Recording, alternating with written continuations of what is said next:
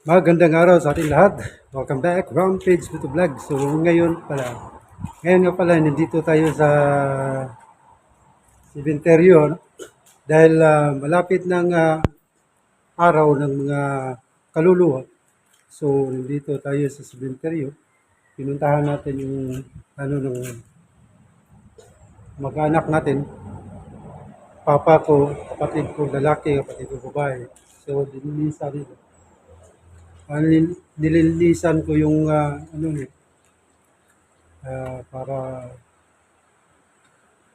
maayos na, no? Malinis sa mga dumadalo, bumibisita, madaling makita. Kasi walang lapida, walang pangalan, kaya pansamantala gumawa ko ng sarili kong gawa. Gumawa ko ng lapida, tapos iba yung ginamit ko for the meantime. Tsaka kung masira, madali lang palitan. So,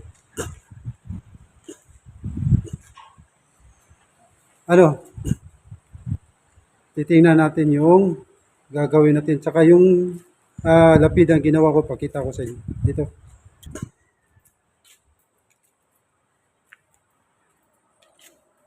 Yun. Yung ginawa ko. Ako lang mismo gumawa yan. Itong bato. Tapos, yan, ginawa ko sticker lang yan. Ang problema kasi niyan, pag natamaan ng kandila, posible siyang masunog. Kaya palitan na naman. Huwag lang idikit yung kandila. No? Kaya lang pag masyado na mainit o matumba yung kandila, talaga sunog siya. Ano lang to, for the meantime, temporary lang. Kasi paggagawa talaga tayo ng paggawa tayo ng yung marble o yung laminated, masyadong mahal. Saka medyo matagal siguro kasi marami na nagpagawa ngayon. Kaya ito, ginawa ko, pinisikapan ko. Ako lang gumawa nito. Ito, gumawa nito, tapos paggawa ko ng sticker, ayos na. No? For the meantime lang. So, ito yung ng mga pamilya natin. So, wala kasing pangalan. No? Saka ito lang nakalagay, yung pangalan lang. Kaya ito kasi, dati doon pa sa malaking ito yung gamit. Malaki kasi itong lapida na to. Eh, hindi man kasya dito. Kasi kita mo yung mga doon. Yan. Kita mo yung malalaki yun doon. Tapos pagdating ng 5 taon, lilipat dito. Bayad ka na naman. Ito, matagal na to, wala sa lapida. Kaya naisipan ko lang. Gawa natin ng lapida. Diba? Para at least makita naman ng mga na ito pala.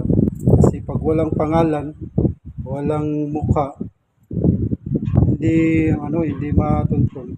Kaya ito, madali lang makita. No? Kita kagad ito palang ni So, let's go guys. So, bago ang lahat, ito nga pa yung sementeryo namin. Okay?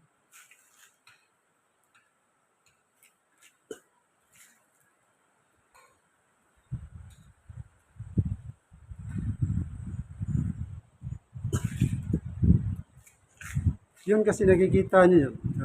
Lapitan natin. Yun ang nakikita niyan. Yun, malaki yun. Kaya yun, doon kami dati. Kaya lang, good for 5 years na yan. Pagdating ng 5 years, kukunin naman yung mga buto. Saka lilipat dito sa mga na to. Diyan. Dati ang presyo niyan, galing doon 5,000. Lilipat ito, bayad yun na naman. Dati 8,000 yun eh. 8,000 o 10,000, hindi ako sure. Tapos, renewable. Renewable naman, iwan ko, mga 5 years din ata o 8 years, di ko sigurado. No? Di tayo pwedeng magsalita ng hindi sigurado kasi baka mapagalitan tayo. Basta ganun yun. Galing doon, 5 years, tatanggalin, kukunin yung mga buto, lipat dito. Saka yung walang may babayad, pwede doon sa likod. Doon sa likod. Ito, sa likod nito, may malaking bato, may malaking cross doon. Doon nilagay yung mga buto na walang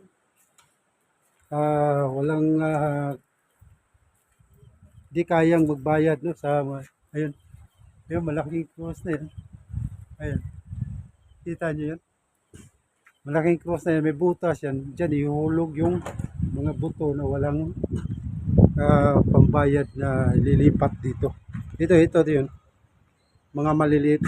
Ayun kasi yung nandun, mga malalaki yun. Oo, di ba? Yun, di ba? Kasi pagkatapos yan, after 5 years kasi, ay yung mga lapida na yan, hindi na pwedeng gamitin doon. Kasi masyado malaki. Doon yun sa amin dati. Doon, saka doon, tatlo yun sila eh. Malalaki lapida. Pag binuksan na, lilipat na dito sa maliliit. Ayun, hindi na pwede. Kasi ang laki nga ng lapida. Eh dito, puro man maliliit. Ang kasya dito, 12 by 12 lang to eh. Kasya dito, itong ginawa ko. Ayun, oh.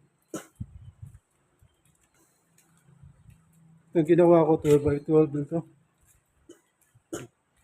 So, yun. Ayun, ang ginawa ko. So, ayos na din. At least makikita na kagad, ano? So,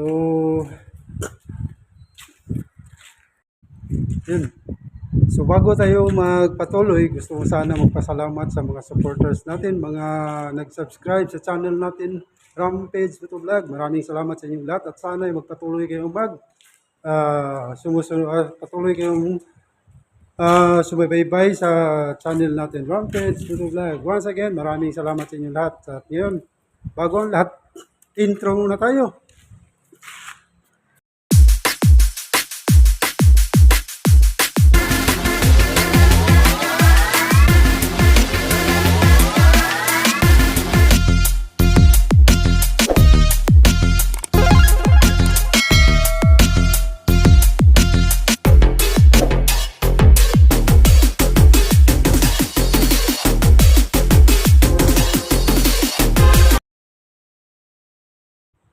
Okay, balik naman tayo. So ngayon, umpisahan na natin. No? Dahan-dahan lang tayo. Hindi tayo expert dito, ha? Pero kaya lang, pag ginusto kasi natin, yung ginagawa natin, kaya natin. Kahit hindi man siya perfecto, pero at least, kung talagang, sa loob mo, di ba? Uh, galing talaga sa puso. Ngayon, kaya natin. Pero pag wala, tamad, puro katamaran lang yung iniisip natin, hindi natin kaya. Ito, hindi ko trabaho itong ganito. Hindi ko trabaho ito. Aling pinagsikapan ko na gagawin para lang sa papa ko, kapatid ko. Dalawa kong kapatid yan, tatlo yan sila sa buto na dyan. Eh. Para lang sa kanila, at least kahit pa paano, matutuwa naman sila, nakikita nila yung ginagawa natin. At saka sa mga kapatid natin na nandito pa na makikita nila na may ginawa tayong maganda, at least matutuwa din sila kasi pangit tingnan nga walang pangalan, hindi natin makikita kung anong nandyan, saan ba yung mga kamag-anak natin nga hindi nila alam, hindi na nila matunton, no? So kaya ito ginawa ko. So let's go, pisa na natin. Let's go.